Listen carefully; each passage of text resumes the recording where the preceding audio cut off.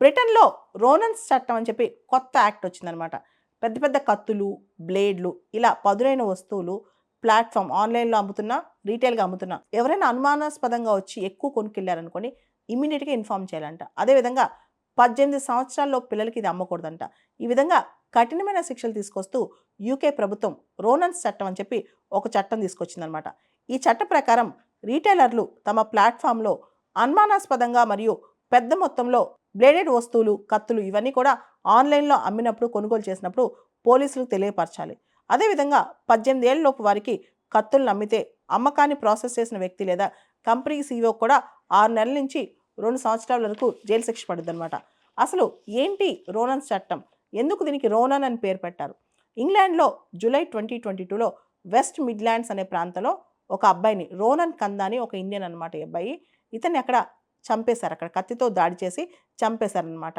ఎవరైతే హత్యకు గురయ్యాడో రోనన్ వాళ్ళ మదర్ ఏం చేసిందంటే ఎవరైతే తన కొడుకుని చంపేశారో భారత సంతతికి చెందిన ఇద్దరనమాట.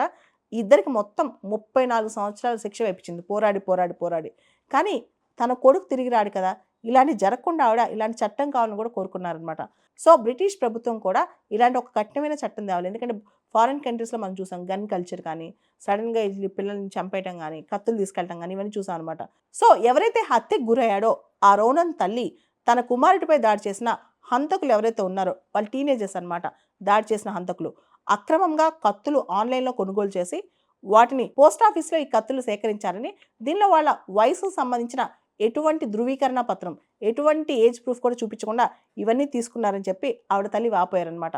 దీంతో అసలు చిన్న పిల్లలకి కత్తులేంటి? ఎవరు అమ్మారు? దీనికి సంబంధించిన విషయాలేంటి అని చెప్పి ఇన్వెస్టిగేట్ చేయగా బ్రిటన్‌లో స్ట్రాంగ్ లా తీసుకురావాలని చెప్పి అప్పుడు తేల్చేశారు. దాంతో రోనన్స్ చట్టం అని చెప్పి ఎవరైనా 18 సంవత్సరాల్లో పిల్లలకి కత్తులు, కటార్లు అమ్మకూడదు. అమ్మిన వాళ్ళకి కూడా తీవ్రమైన శిక్షలు, కఠినమైన శిక్షలుంటాయి. అదేవిధంగా ఎవరైనా ఎక్కువ లార్జ్ స్కేల్‌లో బ్లేడ్లు, కత్తులు పెద్ద పెద్దవి కొన్నా వాళ్ళు కూడా అప్పుడు ప్లాట్‌ఫార్మ్ వాళ్ళు ఆన్‌లైన్‌లో ఆర్డర్ చేసినా సరే ఖచ్చితంగా ఇన్ఫార్మ్ చేయాలి. ఎందుకంటే హింసను చేయడానికి, వయలెన్స్ కోసం ప్రమాదకరమైన ఆయుధాలని కొనుగోలు చేయటం, వీటిని కలిగి ఉండటం ఇవన్నీ కూడా తప్పే కాబట్టి ఈ ఆయుధాలు ఇమ్మీడియేట్‌గా గవర్నమెంట్ స్వాధీనం చేసే దిశగా ఈ చట్టం ముందుకు తీసుకెళ్తుందనమాట. ముఖ్యంగా రోనన్స్ యాక్ట్ చిన్న పిల్లల చేతిలోకి మారణాయుధాలు వెళ్లకుండా ప్రయత్నం చేస్తూ పెద్ద పెద్ద హింసాత్మక సంఘటనలకు సమాజం బలవ్వకుండా ఈ చట్టాన్ని తీసుకొచ్చారు.